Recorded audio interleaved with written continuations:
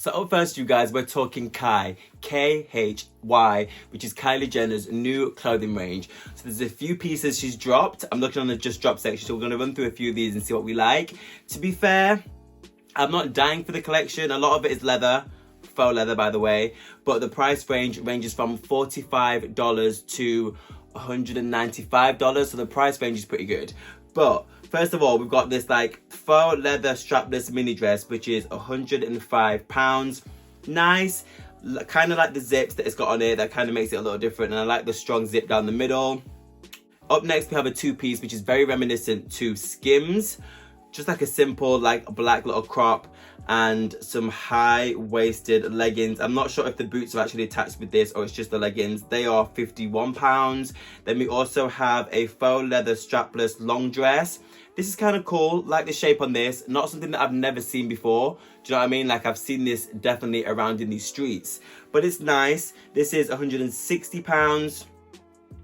I feel like this is doable. Like I feel like this could work for someone younger and someone older. It could work in a lot of people's wardrobes. For the evening, obviously, or for an event. Besides that, I don't know why you're wearing this. Next. So up next, we have this two-piece. It's kind of got these straps around the waist, as I can see, like a strong piece in the middle with a zip. And with also got these faux leather leggings as well. Don't mind it, not obsessed. Next look is this little cropped faux leather jacket. Love this jacket. This jacket is really cool, but obviously it's cropped and winter in the UK really winters, so therefore not sure what you would layer underneath this. Probably a hoodie, but I feel like if you put a hoodie underneath it, it would kind of change the shape. You would definitely need some form of like long sleeve t-shirt underneath this, but I feel like it could work. That is £62.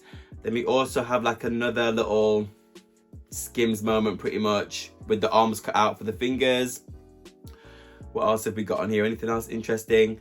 We also have this long kind of matrix jacket that goes all the way up with a zip, and it's also got two extra slits on the side. This is the dress that she was wearing. This is the jacket, sorry, that she was wearing for the promo shots. I'll insert that picture. This is kind of cool. Not dying for it also. Long zip in the middle. This is £210. Good enough price range for this. Do I feel like the girls them are going to buy it? Yes. I also checked on the website just to see what was sold out and what wasn't. Most things are actually sold out-ish. There's like a few random extra sizes, like an extra small or like an extra large, but they're pretty much sold out, pretty much. Am I dying for this collection? No. Is it a cash grab?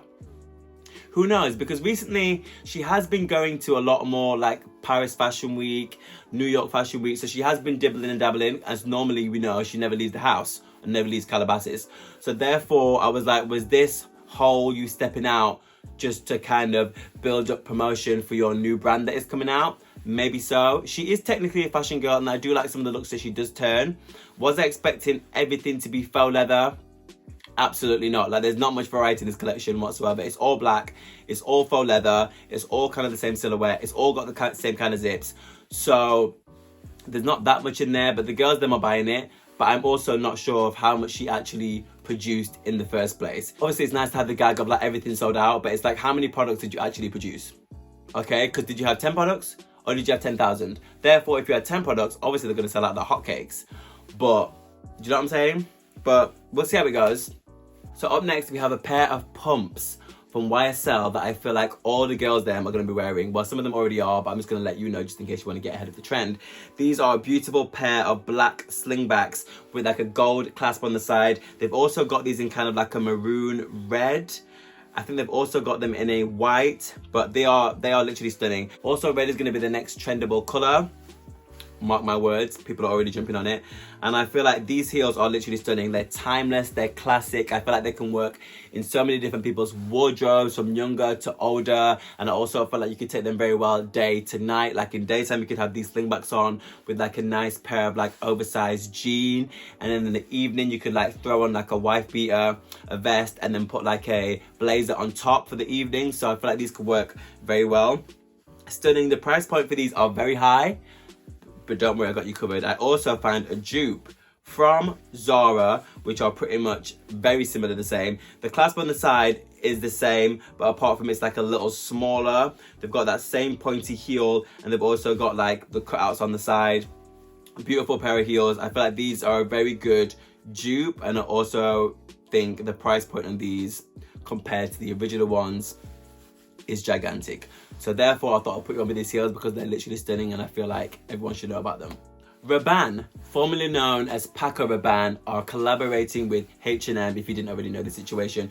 H&M recently had a collaboration already with Mugler, which was very successful. So now H&M have decided to do a collab with Paco Rabanne, now named Rabanne. I feel like this will work. They've got a lot of like chainmail pieces. I feel like I managed to find a few of the items. Let me see if I can get them up. Yeah, so they've kind of got this like chainmail kind of dress, which is very signature to the house. This is like £280. I feel like that's a good price point. They've also got their beautiful Paco Rabanne, like a little crystallized mini bag. That's £190. I actually love that. So therefore, that could be on my wish list, but who knows. What else do we have on here? We've got the chainmail top. Love that. Stunning. I feel like that's going to be a very good seller. That like a little fringe chainmail top. That is £229. They've also got like a mini dress in this purple color, which is beautiful. That is £190. What else do we have? We've got this other dress, which is kind of ruched slightly with kind of these sleeves on the side. Not dying for this whatsoever, to be honest. It's kind of giving me mumsy, but not in a good way. That is £550. But for that amount of work and fabric, I feel that's a good price point. They've also got this gold and silver bag with like a gold chain at the top. That is £170, which I feel like that's a goodish price. Oh, they've got this dress, which is kind of corseted, tight on the arms, kind of frilly at the bottom, going down to like the knee area. That is £90, which I feel like is a very good price for that. And they also had this very signature Paco Rabanne sparkly dress, which is very reminiscent to what Beyonce had for her Renaissance tour, but the shorter version, and a silver and gold, and that is £280. Love that dress, although I feel like there is way less beading on this, but for the price, you know, something's got to give.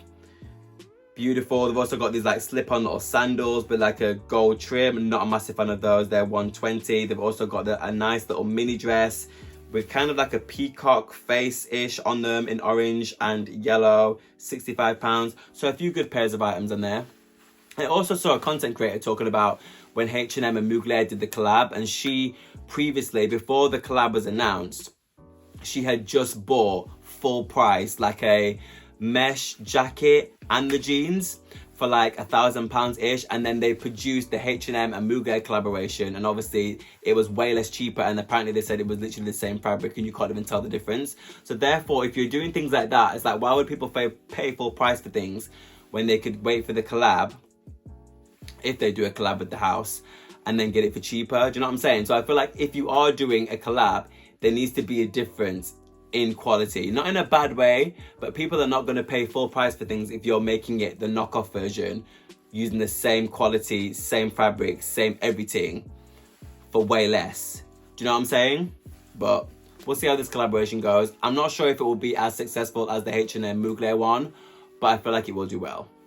This is not fashion, but my iPhone 15. Basically, I was on an iPhone 13 and I wasn't necessarily due an upgrade, but I could get myself out of my contract and do an upgrade basically slightly earlier. So I went from a 13 to a 15. Is there much difference? No. Do I wish I stayed with my 13? Yes. Only because the colour in this one, I've gone for like this like space grey, the natural colour they call it. I'll show and insert a picture. But my issue is, this phone is a little bit too light for me. Like I like a little bit of weight in there for some reason. Like this is just a little bit too flimsy whimsy. But the quality from the 13 to the 15 is pretty much the same. So if you are thinking about doing an upgrade moment, you're not getting much for your money. But if you are below like a 12 and lower, then definitely it's worth the upgrade. But if you're like a 13 like I was, going to a 15, not much different at all. You can stay with the same phone you have. The Row. Now, The Row is a fashion house that is coming very successful for their like minimalist, low-key, old money aesthetic. It's Mary-Kate and Ashley, who are twins. If you didn't know them, they used to be on TV shows. I don't know what TV shows they used to be on.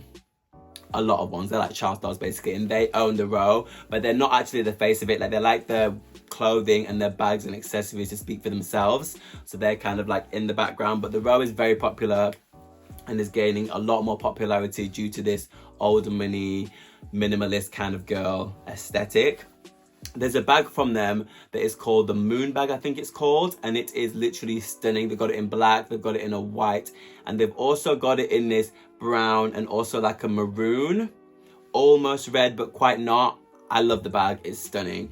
It's not got any logos on it whatsoever. It's got a tiny little write at the bottom in gold saying the row. Love it, love the shape. The silhouette is timeless and I feel like it will work with a lot of things in my wardrobe. So I'm kind of leaning towards putting it on my wish list. I don't think I'm gonna get it now. Maybe it'll be a 2024 purchase, but I do love it. I'm obsessed.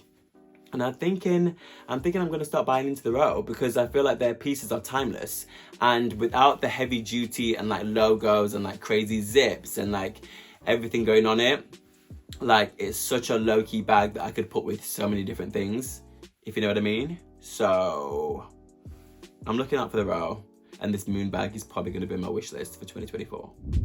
Guys, thanks for watching my Hot Topics Talking-ish video. Please like and subscribe, and I will hopefully catch you in the next one. Bye, guys.